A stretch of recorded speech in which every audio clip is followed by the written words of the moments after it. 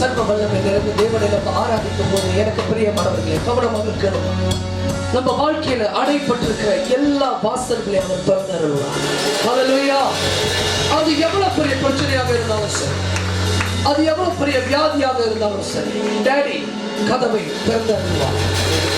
ஏன்னா அவரை ஆராதிக்கிற ஜனங்களின் மேலாக அவர் இறங்காம யாரு மேல இறங்குவார்?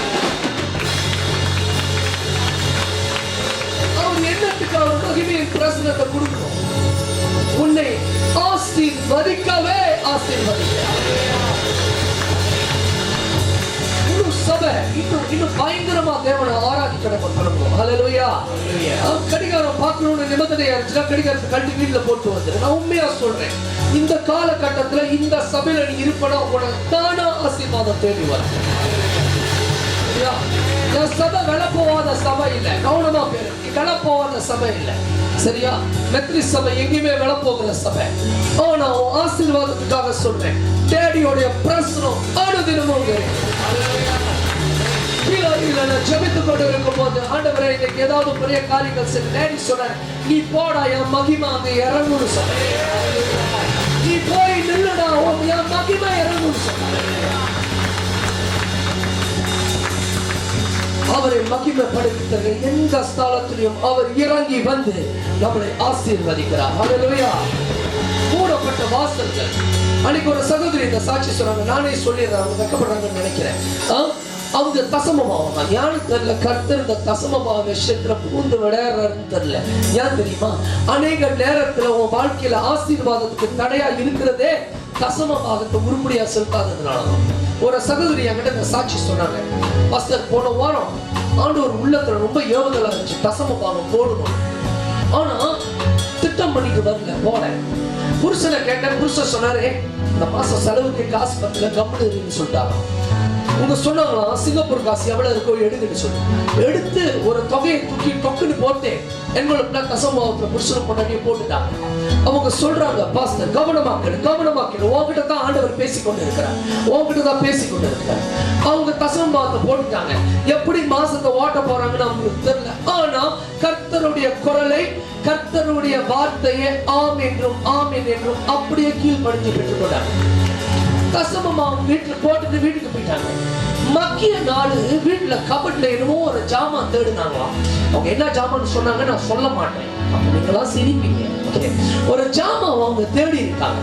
ஒரு பொருளை தேடும் போது திடீர்னு ஒரு துண்டுக்கு கீழாக இருந்து துண்டை இழுத்தாங்களாம். அது கீழே அந்த ஜாமா இருக்குமான்னு. ஐயோ அந்த ஜாமா இல்ல, இங்க தசமபாவம் போட்டது டபுளா இருந்துச்சு.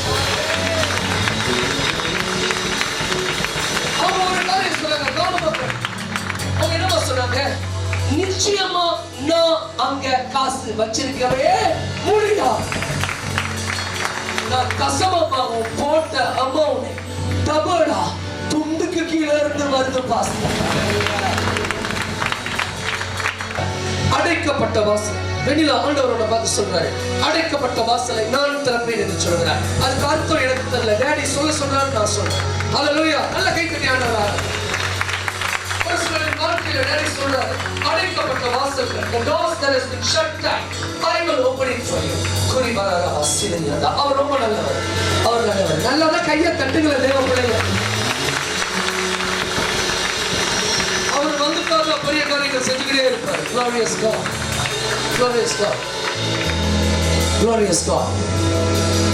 குறிபாரா பலா உன பொருளாதாரத்துல நான் ரொம்ப ஆசீர்வதிக்க போறேன்னு சொல்றாரு. அப்படி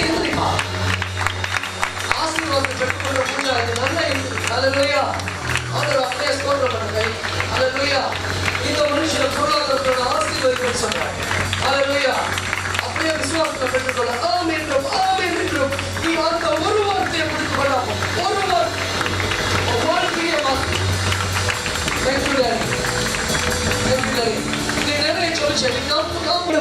அதிகமா எங்களை சொன்னது prosper, I will prosper my people. இப்போ எனக்கு புரியுது ஏன் எனக்கு ஆண்டவர் அந்த வார்த்தை கூட என்னோட பேசி உங்க கூட பேச சொல்றாரு. I will prosper my people. I am not preaching prosperity gospel. Let me tell you that this is not prosperity gospel. This is the gospel of Jesus Christ.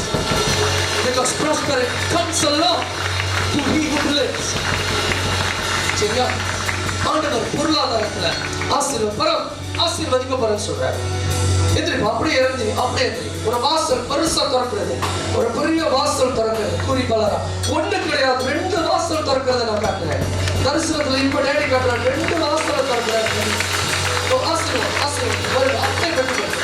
Just receive it in Jesus name. கூறி பலரா ஆசீர்வாதம். நல்ல கை தட்டி ஆண்டவர் நல்ல ஆசீர்வாதம்.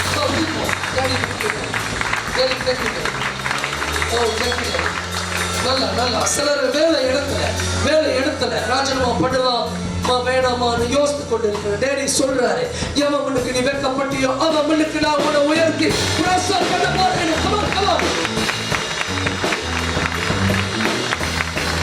Daddy சொல்றாரு, உன் வாழ்க்கையில செய்வார். ஹல்லேலூயா. உன் வாழ்க்கையில செய்வார், நிச்சயமா செய்வார். அன்னைக்கு மே ஃபர்ஸ்ட் வந்தவங்களுக்கு தெரியும். டேடி சொன்னார், ஒரு சகோதரன் நீங்க ரிசைன் பண்ண லெட்டர் ப்ரிப்பேர் பண்ணிட்டேன். ஆண்டவர் ரிசைன் பண்ணது முடிஞ்சோன்னா அந்த சகோதரன் வந்து பார்த்து அழுதாரு. பாஸ்டர் ரெசிக்னேஷன் லெட்டரை எடுத்துட்டு பாஸ் கிட்ட கொடுக்கலாம்னு போயிட்டு மனசுல ஒரு சமாதானம். எப்படியாச்சும் திங்கக்கிழமை போய் ரிசைன் பண்ணிடலான்னு தீர்மானத்துல தான் இந்த கூட்டத்துக்கு வந்தேன். நான் வரணும்னு வரல, அவர் எனக்கு ரொம்ப வேண்டிய ஒரு சகோதரன். இந்த கூட்டத்துக்கு நீங்க வரீங்க, சும்மா போயிட்டு வருமே தான் வந்தோம். ஆண்டவர் ஆணி அடிச்ச மாதிரி என்கிட்ட பேசிட்டாரு. நான் ரிசைன் பண்ண மாட்டேன். ஏன்னா ஆண்டவர் அங்கேயே உயர்த்த போறோம். சும்மா ஒரு ஃபீலிங் நான் இதெல்லாம் சொல்லிட்டு போனேன் அவங்ககிட்ட, சரியா? சும்மா ஒரு ஃபீலிங்ல சொல்லுவோமேன்னு சொல்லி இதெல்லாம் நான் சொல்லல. டேடி சொல்லுறத நச்சு நான் சொல்லிட்டு போவேன். அதுதான் தேவனுடைய அபிஷேக பிரசனம். இந்த பிரசனம் இருப்பதனால டேடி ஆமென் என்றும் உன்னுடைய வாழ்க்கையில இந்த அற்புதத்தை செய்வார். எத்தனை பேர் விசுவாசிக்கிறேன்? ஹல்லேலூயா. அந்த வார்த்தையை அப்படியே பிடிச்சுக்கொள்ள கத்துக்கணும். அந்த வார்த்தையை அப்படியே கப்புடு பிடிச்சுக்கணும். ஹல்லேலூயா. அப்படியே பிடிச்சுக்கொள்ளணும். ஹல்லேலூயா. Thank you Jesus. அப்படியே அந்த வாக்குத்தத்தத்துக்காக கால் கருவுல ஜாடிய கூட நான் ஆசீர்வதித்து திராட்சை ரசமாக மாற்றுவேன். Maybe உனக்கு உன்னோட potential புரியாம இருக்கலாம். Come on, let me tell you, people in the house, you are not an ordinary person because you worship an extraordinary God. So He is able to do extraordinary things to you. All that you need to do is believe. நீ செய்ய வேண்டிய ஒரே காரியம் நம்புவது. ஹல்லேலூயா. ஆமென் என்றும் அவன் கீழ்ப்படிந்ததனால கச்சாடியில திராட்சை ரசம் வந்துச்சு. ஹல்லேலூயா. அவருடைய வார்த்தையை ஆமென் என்றும் பிடித்துக் கொள்கிறவர்கள் மகிமையை காண்பார்கள். ஹல்லேலூயா. It may sound ridiculous, brother. Let me tell you, it may sound ridiculous to you, but just believe in the word of Jesus and just learn to hold Him. Trust Him, and you will see a glory. You will see a glory. You will not give me a glory. And ஆமென் என்றும் அவருடைய வார்த்தைகளை நீ பிடித்துக் கொள்ளும் போது அவர் அவைகளோட ஆசீர்வாதமாக மாற்றி விடுவார். ஹல்லேலூயா. சிலருக்கு வேலை இடத்துல சதிக்கிட்டோம் ஓடுது. டேடி சொல்றார், பயப்படாது. நடிக்கிட்டு போய் அவன் கேம்ல விளையாடுறாங்க, பொலிட்டிக்ல விளையாடுறாங்க. அதெல்லாம் பிசாசு உள்ளது. அவன் மத்தோட ஏவி குத்தி கொடுத்துலாம் வேடிக்கை பார்க்காது. ஆண்டவர் பிள்ளைங்க நம்ம அப்படி செய்யக்கூடாது. கவனமா கேடு. இப்படி குத்தி கொடுத்து இன்னொருத்தருக்கு எதிர்ப்பா என்ன சொல்றது நான் சொல்றேன், அது பிசாசு. நீ உன் வாழ்க்கையில ஓட்டைய கொடுத்த பிசாசு ஒண்ணு பிசாசை மாத்திடுவான். கவனமா இருக்கு தேவ பிள்ளை கேட்டுக்க. வேலை இடத்துலயோ சர்ச்சிலையோ எங்கேயும் குத்தி கொடுத்து வேடிக்கை பார்க்காது. ஏன்னா அது பிசாசோடைய. சோ நீ தேவ பிள்ளையா இருந்து நல்ல தேவனை துதி. ஹல்லேலூயா.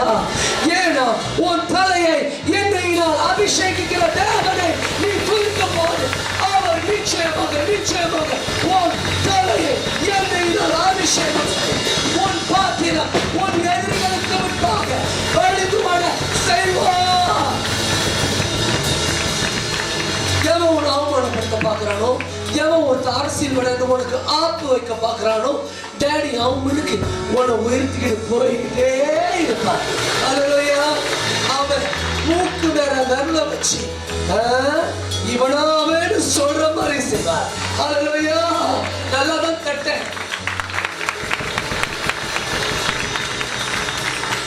இன்னைக்கு உனக்கு ஒரு அருமையான வாக்குத்தத்தத்தை கொடுத்திருக்க. ஈசாயா 61:7 பிடித்துக்கொள்ளுங்க. இதுதான் இன்னைக்குள்ள வாக்குத்தத்தம். பைபிள் அப்படியே கொஞ்சம் கிறுக்கி வச்சிருக்க அந்த வசனத்தை. ஈசாயா 61:7 வாசிங்க. உங்கள் வெட்கத்துக்கு பதிலாக கவனமா கேளுங்க தேவ பிள்ளைங்களா எத்தனை பேருங்க தேவ பிள்ளைங்க கை தூக்குங்க. ஓகே, உங்கள் வெட்கத்துக்கு பதிலாக தனியாய் பலன் வரும். உங்கள் வெட்கத்துக்கு பதிலாக ரெண்டு தனியாய். ஓ, எத்தனை தனியா? ரெண்டு தனியாய். எத்தனை தனியா? ரெண்டு. வேலை இடத்துல வாங்குற 1000 ரிங்கிட் சம்பளத்துக்கு நீ வெட்கப்பட்டு போறியா?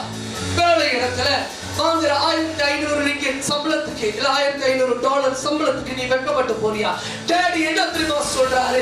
உன் வெட்கத்துக்கு பதிலாக 2 தடையா நான் உன்னை ஆசீர்வதிப்பேன். அல்லேலூயா.